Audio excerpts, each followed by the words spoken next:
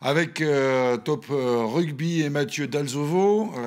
Bonsoir Bastien, ravi Bonsoir. de vous retrouver. Oui, et pleine puis forme. donc nous allons revenir sur la déception du côté de l'UBB. Il y avait un énorme match face au Stade Toulousain. On savait que ce serait compliqué pour l'Union Bordeaux-Bègles. Eh bien, ça l'a été. On va voir le résumé dans quelques instants, mais nous avons avec nous Thierry Paeva. Bonsoir. Bonsoir. Alors, vous avez dû sortir, Thierry, lors de ce match. Comment ça va, là, physiquement? Est-ce qu'il y a des séquelles? Voilà, comment allez-vous? Physiquement, ça va. Bon, après, je suis sorti sur blessure l'ischio. J'ai passé plus d'examens ce matin. Je vais en avoir pour 3 semaines à peu près. Donc, bon. Dommage. Et c'est dommage, ouais, voilà. J'aurais aimé jouer plus et surtout ne pas me blesser pour rester avec le groupe tout le match et pour la fin de la saison. Mais voilà, c'est les choses, c'est le sport et je vais bien me soigner et revenir au plus vite avec l'effectif. Ça doit être dur quand même, là, quand on sait qu'il y a des matchs importantissimes qui arrivent pour l'UBB avec quand même en top 14 un sacré challenge et bah, voilà, ne pas être avec ses potes sur le terrain, c'est dur.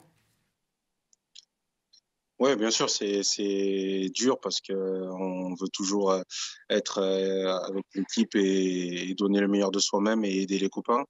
Après, on a un effectif qui est assez large et avec beaucoup de bons joueurs. Donc sur ce côté-là, je suis pas inquiet. On va avoir des retours de certains joueurs qui étaient malades et d'autres qui reviennent aussi de blessures. Donc ça va être important ces retours. Mais pour ma part, oui, c'est sûr que je suis déçu de ne pas pouvoir continuer avec eux pour les 2, 3 prochaines semaines.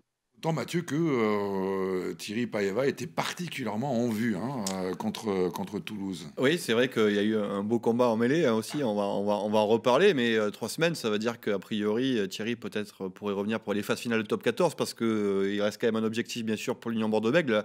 La Coupe d'Europe, malheureusement, c'est terminé. Et justement, cette déception, elle est encore là de se dire, on n'est pas passé loin finalement. Vous promettez l'enfer, hein.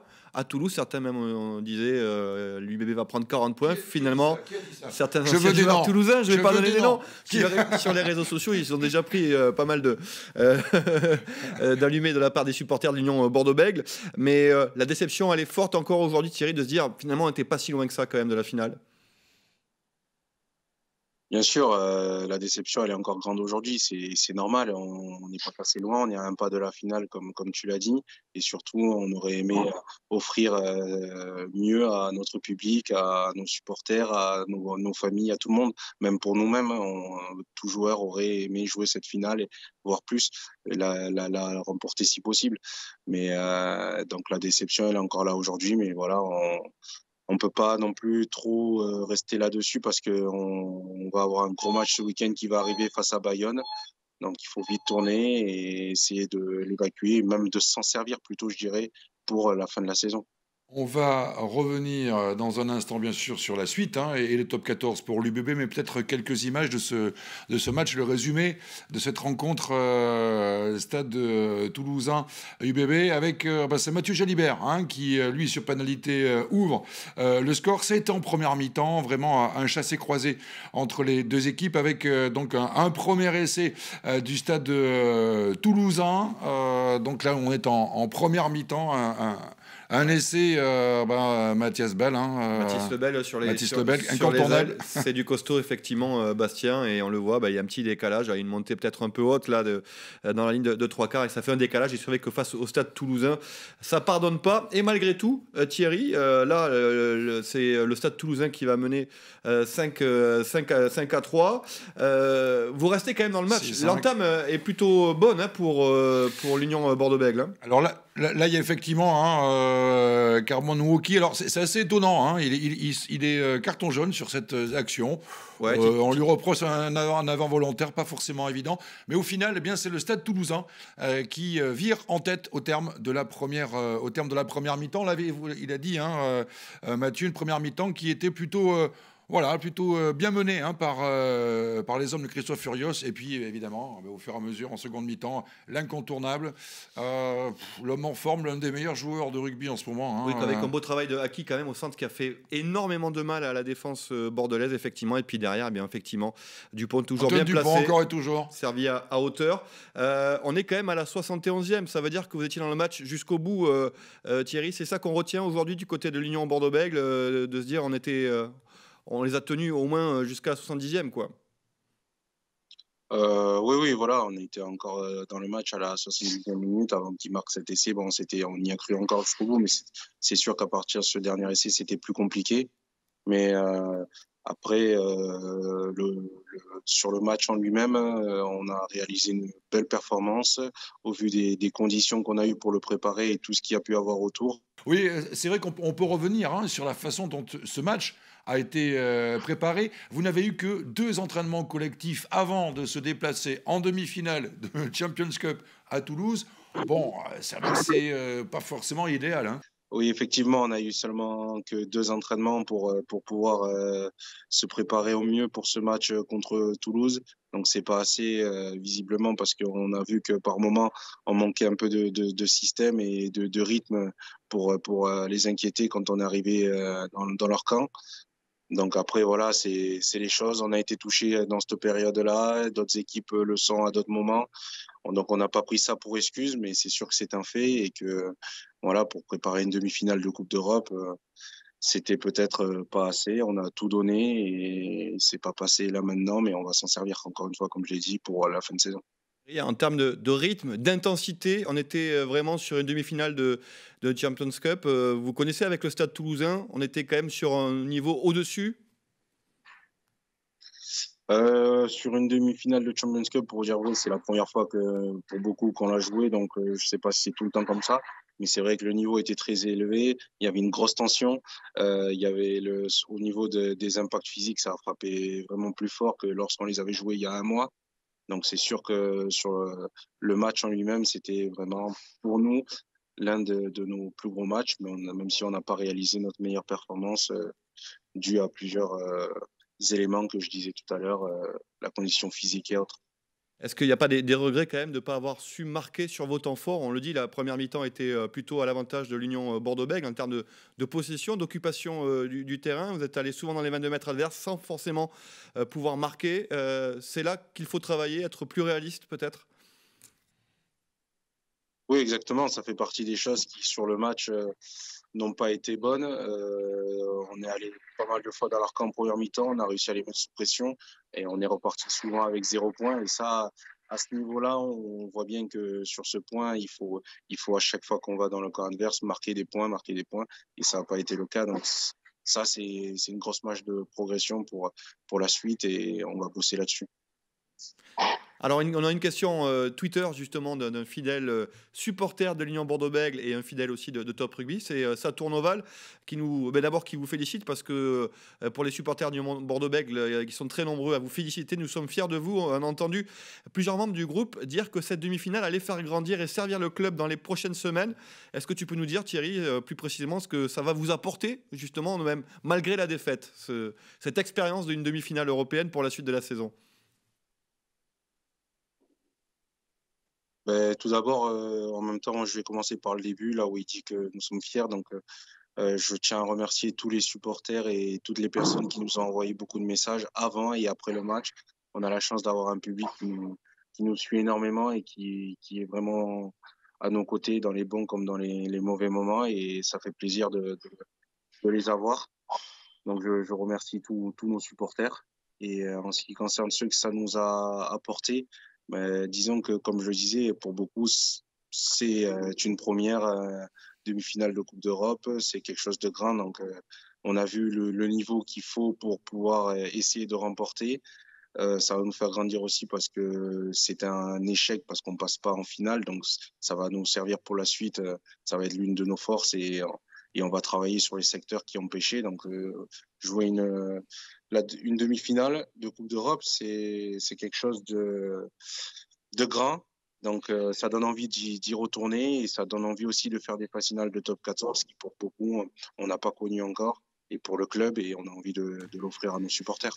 C'est vrai que c'est une belle saison. Alors, on va pas revenir sur la saison précédente qui a été gâchée, on sait de quelle manière, par le Covid, mais celle que vit actuellement l'UBB, c'est plutôt aussi une belle saison avec une première, donc cette demi-finale de Champions Cup, et peut-être, et c'est de ça qu'on va parler maintenant, la suite. Avec le top 14. Alors là aussi, Christophe Furios a dit à plusieurs reprises que ce qui allait sortir pour les phases finales seraient des équipes costauds, mais aussi avec une part de chance. Là, pour l'instant, la chance, elle n'est pas du côté du bébé. Hein. Ben, non, c'est vrai que là, du coup, on a eu pas mal de matchs reportés. Donc, on va avoir une fin de saison qui va être rythmée et dure physiquement. Mais comme je le disais tout à l'heure, on a un effectif qui est assez avec beaucoup de bons joueurs. Donc, on va se préparer au mieux pour jouer tous les matchs à fond. Et vraiment, l'objectif, c'est d'être dans le top 6. Et donc, on va pas pleurer parce qu'on a eu le Covid ou quoi que ce soit. On va justement contrôler ce qu'on peut contrôler. Et là, c'est s'entraîner dur, se préparer et essayer de jouer tous les matchs pour les gagner un par un pour y être à la fin. Oui, parce qu'on avait dit il y a quelques semaines, il y a un calendrier plutôt favorable pour l'Union Bordeaux-Bègles, avec réception de Castres et de Montpellier, qui étaient les équipes du bas de tableau, sauf qu'entre-temps, ben, ça a changé. Montpellier est en pleine forme et le Castres Olympique a doublé l'Union Bordeaux-Bègles dans le top 6. Il y a un match très important pour vous ce samedi à Bayonne. Les Bayonnais, on le sait parce qu'ils devaient être avec nous, ils ont préféré ne pas venir, donc ils préparent activement cette rencontre. Je préfère vous prévenir. Et on s'en doute un petit peu du côté de l'aviron bayonnais. Comment basculer justement après l'émotion et même la déception d'une demi-finale de Coupe d'Europe? Comment revenir aux affaires courantes avec ce match de top 14? Comment rebasculer? Est-ce que c'est une bonne chose de rebasculer tout de suite justement sur le championnat? C'est une bonne chose, je dirais oui, parce que ça nous permet de ne pas targiverser trop longtemps sur cette défaite et de vite se focaliser sur des autres objectifs qu'on avait pour cette saison. Donc oui, c'est sûr que là, on va être prêt au maximum pour ce week-end et on va essayer d'utiliser la frustration qu'on a eue. Après, on sait qu'on va à Bayonne qui est une équipe joueuse, qui fait des très bons matchs, même si elle, qui, n'oublions pas, s'est inclinée sur son dernier match. Donc, elle va avoir à cœur de se rattraper. Donc, on sait à quoi s'attendre et on va se préparer pour ce match et les prochains. Et comment va le groupe physiquement? Bon, malheureusement, vous êtes absent pendant quelques jours. Vous l'avez dit, Thierry, pour une blessure aux ischio-jambiers. On espère vous revoir très vite et pour les phases finales. Mais comment va le groupe physiquement? Il n'y a pas trop de casse, il y a des absents de marque parce que là, il y a beaucoup de matchs. Il va y avoir un marathon, une série de matchs. Il y a des matchs en retard, des matchs en semaine, hein, puisqu'on rappelle aussi que Agen UBB, ce sera donc le week-end du 22 mai, le week-end normalement de la finale de Coupe d'Europe, et que vous recevrez aussi Montpellier quelques jours après, le mardi seulement. Est-ce que le groupe est prêt physiquement pour cette série de matchs?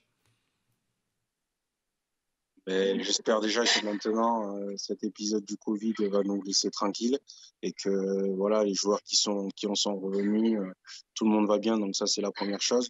Et on va encore faire rentrer des joueurs, comme je le disais tout à l'heure, qui vont revenir cette semaine. Donc non, l'effectif va être prêt pour cette fin de saison.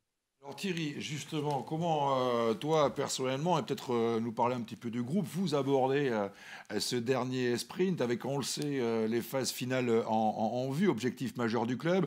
Est-ce que c'est beaucoup d'excitation ou est-ce que c'est aussi un peu une certaine appréhension? Pour ma part, c'est avec beaucoup d'excitation, d'autant plus que là, comme je le disais, on vient de perdre en demi-finale et c'était quand même sacrément bien de préparer ce genre de match. Et encore une fois, on avait dit en début de saison qu'on voulait atteindre ce top 6 et l'offrir à nos supporters. Donc non, non, avec beaucoup d'excitation, on va préparer ça et je vois pas ce qui va si le Covid nous embête plus et qu'on peut se préparer au mieux. Je pense que le groupe est prêt pour tenter ce défi. Oui, et puis ce serait une belle revanche, on l'a dit, hein, par rapport à la saison dernière. Est-ce que vous l'avez encore en tête, cette saison dernière, où quand même on a l'impression que les joueurs ont été frustrés de la façon dont ça s'est passé? Est-ce qu'il y a dans les esprits une façon de se dire ah, on va enfin vivre ce qu'on aurait dû vivre la saison dernière? On va tout faire pour le vivre, c'est surtout ça. Et bien sûr qu'on l'a encore dans un coin de la tête, mais c'est pas la première des motivations. Voilà, la saison passée, elle a été soldée. Maintenant, on est sur celle de cette année et pour le moment, là, on est sorti du top 6. Donc, le premier objectif, c'est de partir au rentrée une fois on aura rattrapé nos matchs de retard. Donc, c'est vraiment ça le plus important. Un dernier mot sur vous personnellement, puisqu'on le sait, vous avez été appelé auprès du 15 de France pour préparer le tournoi Destination. Comment ça s'est passé de toucher un peu comme ça au groupe France et qu'est-ce que ça vous a apporté aussi techniquement peut-être à votre poste pour ces dernières semaines? C'était tout d'abord une énorme fierté d'être appelé. Je l'ai pris avec beaucoup de joie. Après, bon, j'aurais pu avoir la chance de jouer, mais malheureusement, c'est encore aussi tôt. Bon, là, c'était l'autre. Euh, mais j'ai été rappelé en suivant, Covid.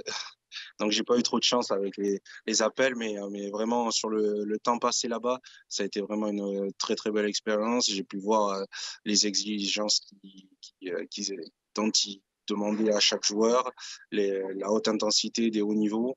Bon, maintenant, j'espère un jour toucher au match pour connaître vraiment euh, le vrai haut niveau international. Et d'ici là, voilà, ça va passer par des grosses performances en club et revenir très rapidement et une grosse fin de saison avec l'équipe.